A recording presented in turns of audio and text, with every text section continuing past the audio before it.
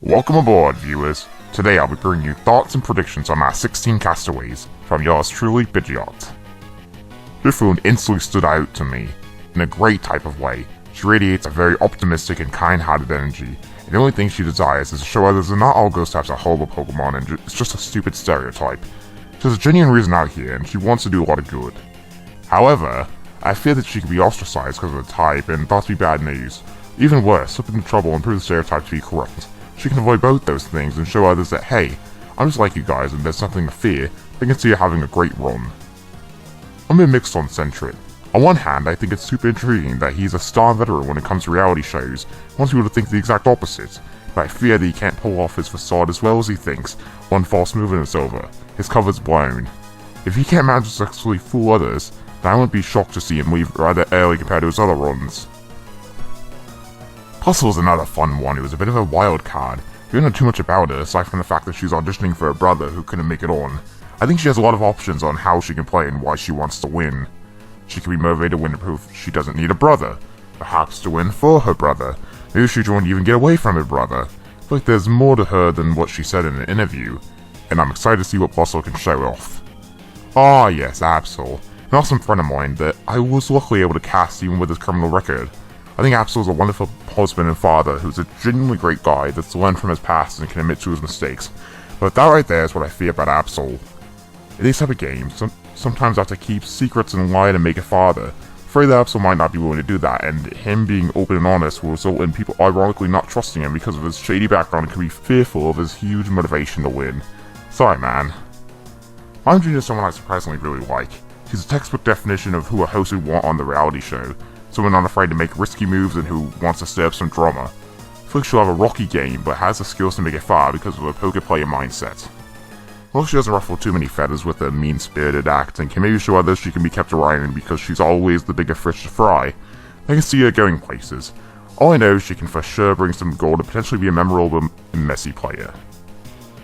Squirtle honestly made me chuckle a bit. He doesn't seem like the ideal player in a game like this, but also amazes me.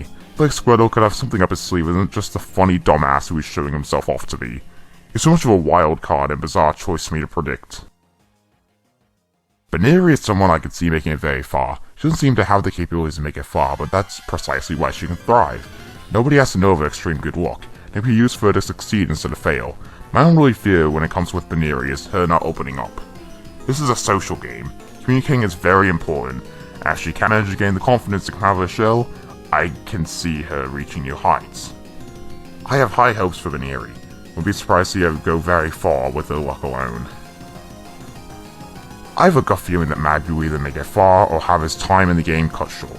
It's all a matter of how he plays his cards and how others perceive him. He's a therapist who has a way of words. This can either make others see him as a threat or see him as beneficial to their games. Bagby's phase all decided on how he can persuade everyone to make decisions that will further himself.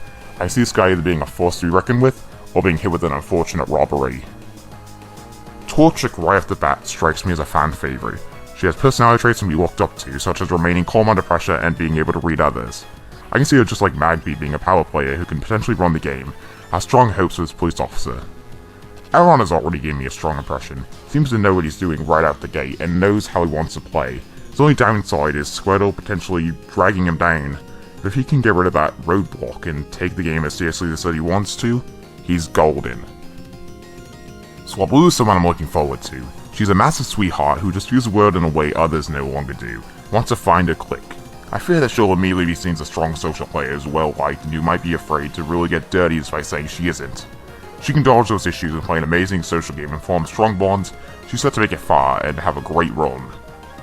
Starly gives me the same vibe as Squirtle did, but worse. At least Squirtle can be the life of the party.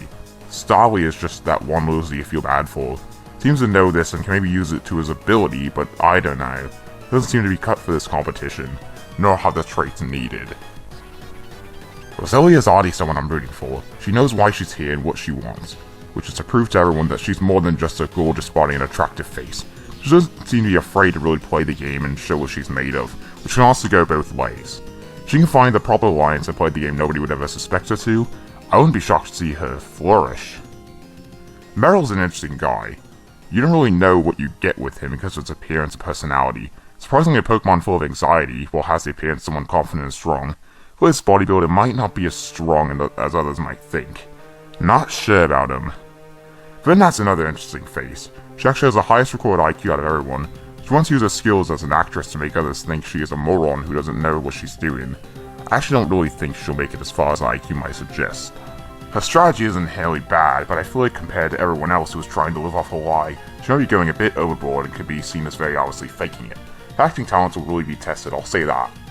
And last but certainly not least, Duskhall. He's actually the one player who came to not even play the game, but for another reason that I actually don't know of. He'll certainly cross others as antisocial and even a bit rude, but I feel like he doesn't have a genuine reason to be taken out.